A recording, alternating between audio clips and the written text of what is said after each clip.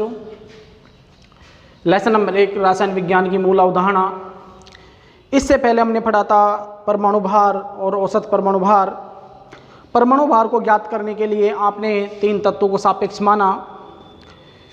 पहला तत्व आपने माना हाइड्रोजन, उसके बाद आपने माना ऑक्सीजन और बाद में आपने लिया कार्बन को, यानी कार्बन 12 समस्थानिक को आपने परमाणु भार ज्ञात करने के लिए काम में लिया था। इसके बाद में आपने पढ़ा था औसत परमाणु भार और अब पढ़ेंगे हम अणुभार। देखो भाई, अणुभार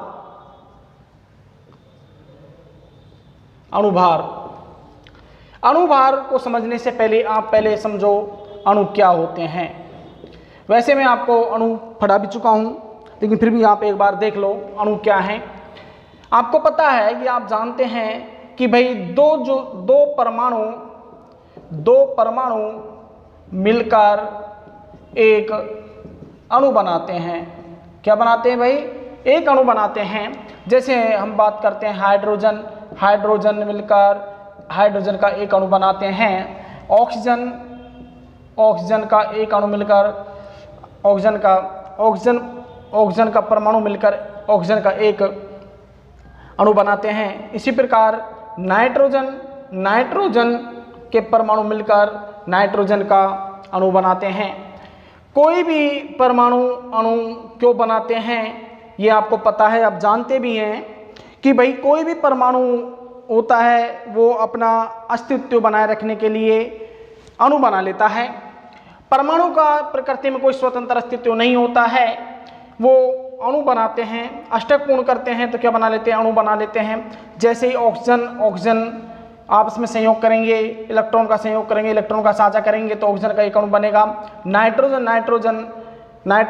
अपने इलेक्ट्रॉन का साझा करेंगे तो नाइट्रोजन का एक अणु बनेगा। इधर देखो, हम बात करते हैं जैसे ऑक्सीजन की हम बात करते हैं, ऑक्सीजन का परमाणु क्रमांक 8 और परमाणु भार 16 होता है। इसका इलेक्ट्रॉन विन्यास अगर आप देखें तो 1s2 2s2 2p4 होता है। इसके अंतिम कोश में 6 इलेक्ट्रॉन हैं। अष्टक पूर्ण करने के लिए इसको 2 इलेक्ट्रॉन की आवश्यकता होगी। देखो, इसके हम परमाणु संरचना देख लेते हैं। ये नाभिक होता है किसी परमाणु का, ये उसके पहला कोश, ये इसका दूसरा कोश। इधर देखो, पहले में कितने हैं? 2 इलेक्ट्रॉन हैं। दूसरे में कितने हैं भाई? 6 इलेक्ट्रॉन हैं। 2 4 6। अष्टक पूर्ण करने के लिए इसको 2 इलेक्ट्रॉन की आवश्यकता है और अष्टक पूर्ण करते हैं अपना स्थायित्व प्राप्त करने के लिए, या स्थायित्व प्राप्त करने के लिए अष्टक पूर्ण करते हैं। कोई भी परमाणु अष्टक पूर्ण करने के लिए या तो इलेक्ट्रॉन देता है या इलेक्ट्रॉन लेता है। इसको 2 इलेक्ट्रॉन की आवश्यकता है, इसका मतलब ये 2 इलेक्ट्रॉन लेगा। देखो, 2 इलेक्ट्रॉन ले लेगा ये। जैसे हम इधर देखो, ऑक्सीजन ने ये 2 इलेक्ट्रॉन ले लिए तो ये हो जाएगा O2 माइनस। इलेक्ट्रॉन की संख्या पर 8 है, 2 इलेक्ट्रॉन से ले तो इलेक्ट्रॉन संख्या हो गई 10। 8 इलेक्ट्रॉन और ये कितने हो गए भाई? 10 इलेक्ट्रॉन हो गए। O पर -2 आ गया। इसका माइनस का मतलब है भाई, ये माइनस का मतलब ये मत समझना है कि इसमें 2 इलेक्ट्रॉन की कमी हुई है। माइनस का मतलब है कि इसने 2 इलेक्ट्रॉन ले लिए हैं, ये ऋणी हो गया है, किसी से इसने कर्ज लिया है और ये हो गया ऋणी। इस पर क्या हो गया भाई? 2 -2 आ गया है। आगे भाषण में इसने अपना अष्टक पूर्ण कर लिया। ये लो जी, अष्टक पूर्ण हो गया। अब अष्टक पूर्ण, ये तो इसका अष्टक पूर्ण हो गया।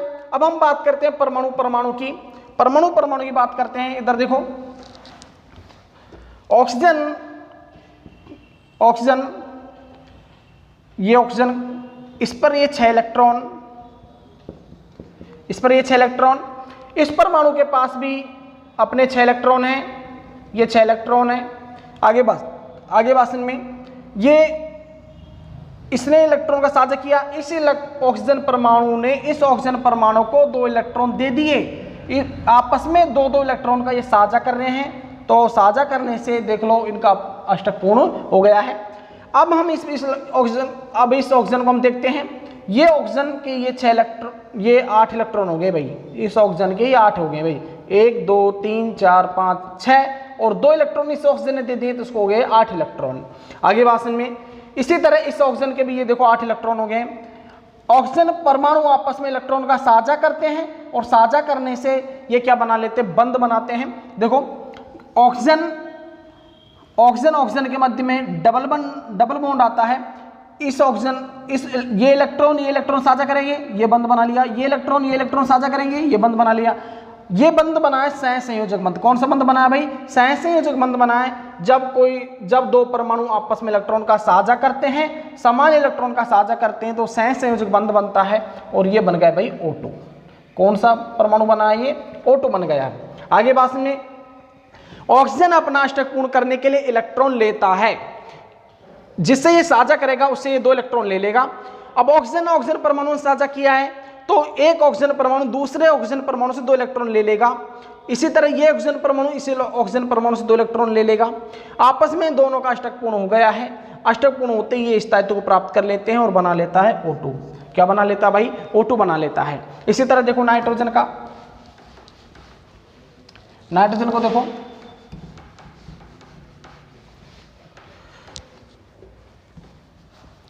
नाइट्रोजन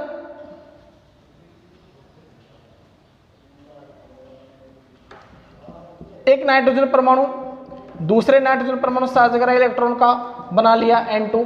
ये नाइट्रोजन परमाणु है, ये भी नाइट्रोजन परमाणु है। इधर देखो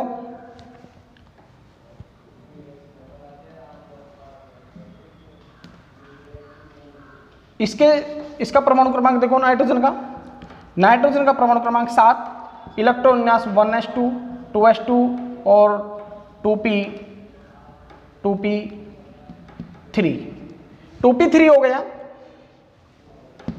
एक नाइट्रोजन परमाणु में बाह्यतम कोश में कितने इलेक्ट्रॉन है भाई, 5 इलेक्ट्रॉन है।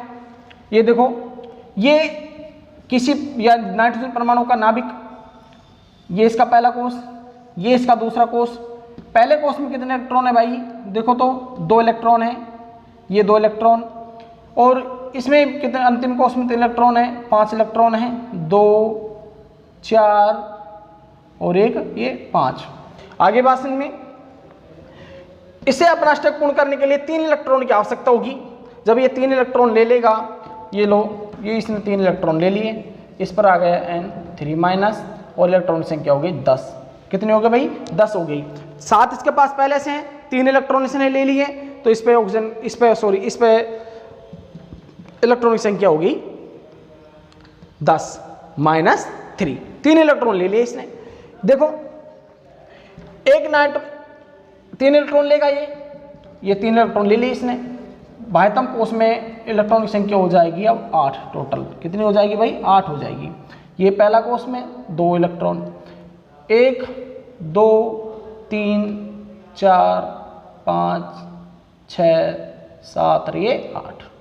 आगे भाषण में अष्टक पूर्ण हो गया इसका। अष्टक पूर्ण होते ही इसने स्थायित्व को प्राप्त कर लिया। ये देखो 3 इलेक्ट्रॉन ले लिए इसने, 10 इसके पास टोटल हो गए। और टोटल नाइट्रोजन परमाणु की हम बात करें तो 10 इलेक्ट्रॉन हो गए। बाह्यतम कोश में इसके इलेक्ट्रॉन संख्या है 10, बाह्यतम कोश में इलेक्ट्रॉन संख्या होगी 8। कितने इलेक्ट्रॉन हो गए इसके, 8 इलेक्ट्रॉन हो गए। ये अभी ये अणु बनाएगा तो एक नाइट्रोजन के पास 5 इलेक्ट्रॉन, बाह्यतम कोश में ये देखो 5 ही है ना, 5 इलेक्ट्रॉन। ये लो जी, 5 इलेक्ट्रॉन हो गए। इसी तरह ये नाइट्रोजन परमाणु, इसके पास भी 5 इलेक्ट्रॉन, ये 5 इलेक्ट्रॉन हो गए। 3 इलेक्ट्रॉन का साझा करेगा ये। एक नाइट्रोजन परमाणु दूसरे नाइट्रोजन परमाणु को 3 इलेक्ट्रॉन दे देगा। जब 3 इलेक्ट्रॉन देगा तो एक नाइट्रोजन परमाणु का अष्टक पूर्ण हो जाएगा। 1 2 3 4 5 6 7 और ये 8। इसने साझा कर लिया इलेक्ट्रॉन का। इसी तरह ये नाइट्रोजन परमाणु इसको दे देगा, तो देखो 5 और 3 8, अष्टक पूर्ण हो गया। ये लो जी, ये N2 क्या बना लिया, N2 बना लिया। कैसे बना है, देखो ये नाइट्रोजन एक आपस में इलेक्ट्रॉन साझा किया, ये बंध बन गया। इसी इलेक्ट्रॉन इससे साझा किया, ये बंध बन गया। इसी इलेक्ट्रॉन इससे साझा किया, ये बंध बन गया। ये नाइट्रोजन, क्लियर। ये लो N2। नाइट्रोजन के मध्य में त्रिबंध होता है, ऑक्सीजन के मध्य में द्विबंध होता है। क्योंकि ऑक्सीजन आपस में दूसरे ऑक्सीजन परमाणु से 2 इलेक्ट्रॉन का साझा कर रहा है, नाइट्रोजन दूसरे नाइट्रोजन परमाणु से 3 इलेक्ट्रॉन का साझा कर रहा है। तो आपको पता लग गया कि अणु क्यों बनते हैं। अणु एक परमाणु दूसरे परमाणु से इलेक्ट्रॉन का साझा कर अपना अष्टक पूर्ण करता है और अणु बना लेता है। आगे बात समझ में आपको, ये तो बनाए अणु। अब बात करते हैं हम अणुभार की। किसकी बात करते हैं? अणुभार की हम बात करते हैं। देखो इधर अणुभार की हम बात करते हैं। तो देखो अणुभार क्या है। किसी अणु में उपस्थित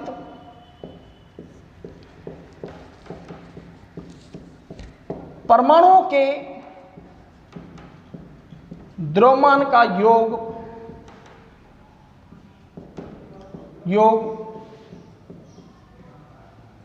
अणुभार कहलाता है। ठीक है।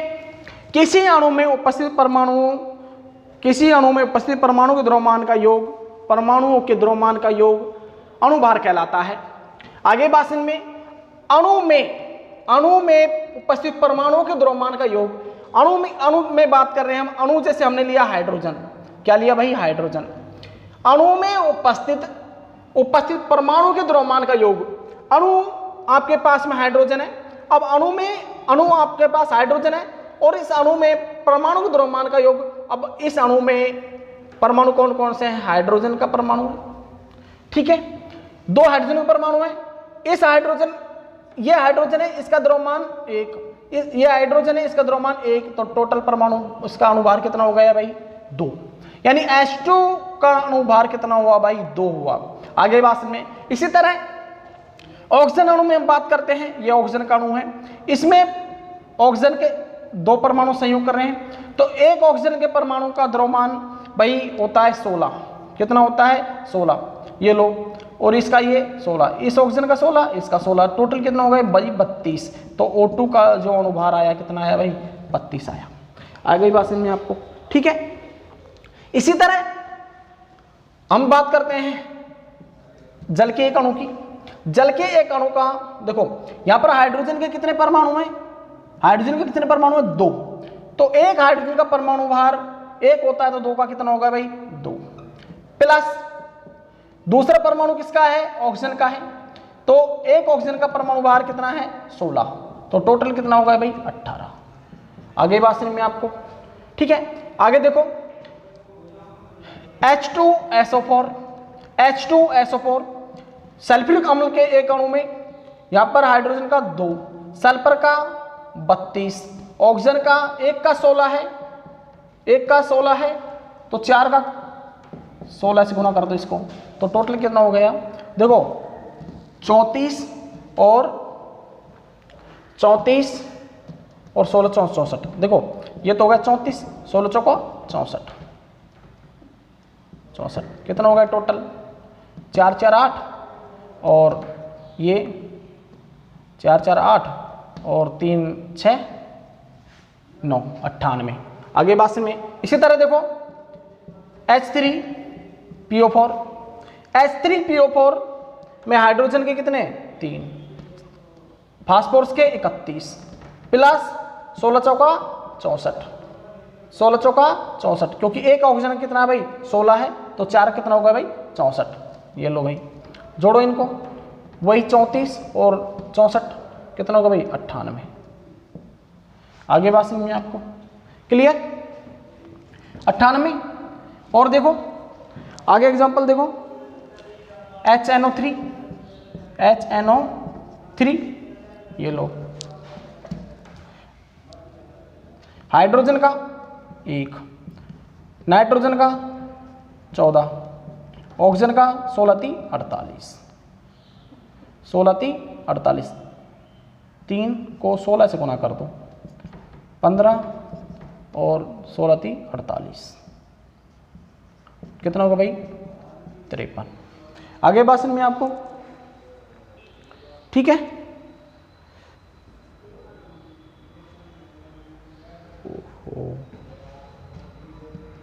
15 कितना हो गया? 63 हो गया। 63, 14 1 15 और 48 63। आगे बात समझ में। आगे देखो सोडियम हाइड्रोक्साइड NaOH का, NaOH का देखो सोडियम हाइड्रोक्साइड,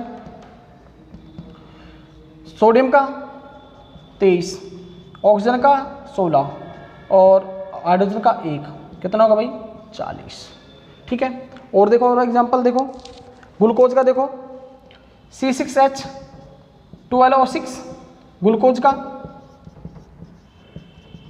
ग्लूकोज का C6H12O6, तो कार्बन कितना है भाई 6, एक कार्बन का होता है भाई 12, तो इसको 12 से गुना करो, प्लस हाइड्रोजन कितने हैं भाई 12, एक हाइड्रोजन का 1 है तो इसको 1 से गुना कर दो, प्लस ऑक्सीजन कितने हैं 6, एक ऑक्सीजन का 16, तो टोटल 16, तो इसको 16 से गुना कर दो 6 को। ठीक है। देखो तो 12 छिकी 72 प्लस 12 प्लस 16 छिकी 96, 16 छिकी 96, टोटल भाई कितना हुआ 180। तो देखो अणुभार क्या है? अणुभार है किसी अणु में उपस्थित परमाणुओं के द्रव्यमान का योग, उस अणु का अणुभार कहलाता है। उस अणु का द्रव्यमान का योग, उस अणु का अणुभार कहलाता है। ठीक है। तो अणु में उपस्थित, अब अणु की हमने बात की हाइड्रोजन की, हाइड्रोजन अणु में 2 हाइड्रोजन के परमाणु उपस्थित हैं, तो एक परमाणु का एक तो टोटल कितना होगा भाई 2, यानी H2 का अणुभार कितना हुआ 2 हुआ। इसी तरह ऑक्सीजन का, एक ऑक्सीजन का 16, टोटल कितना 32, यानी ऑक्सीजन अणु का अणुभार कितना हुआ भाई 32 हुआ। इसी तरह जल के एक अणु का अणुभार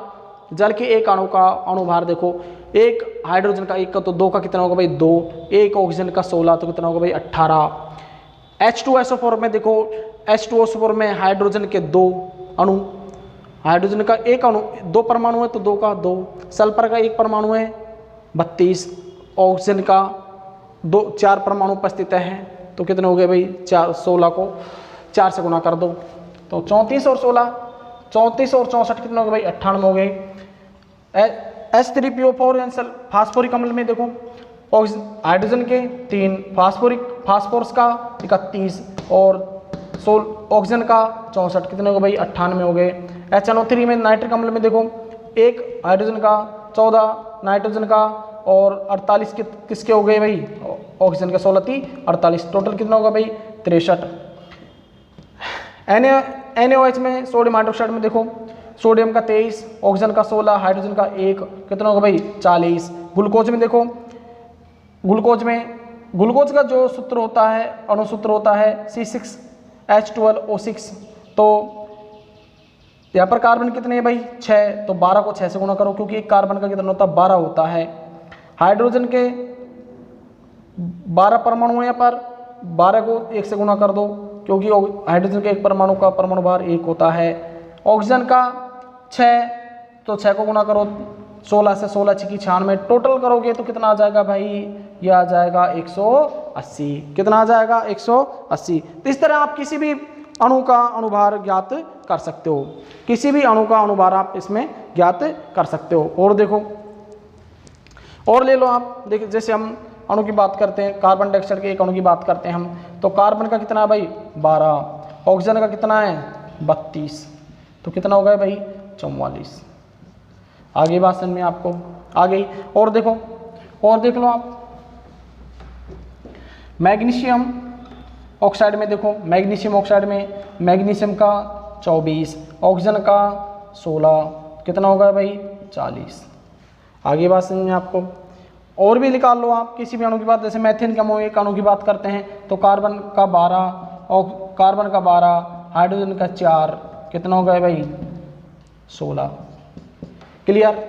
इस तरह आप किसी भी अणु का अणुभार ज्ञात कर सकते हो। अणुभार है किसी अणु में उपस्थित परमाणु के द्रव्यमान का योग, उस अणु का अणुभार कहलाता है। अणु में उपस्थित परमाणुओं के द्रव्यमान को आप जोड़ देना, अणुभार आ जाएगा, उस अणु का अणुभार आ जाएगा। आपको समझ आया भाई, इसको नोट कर लो आप।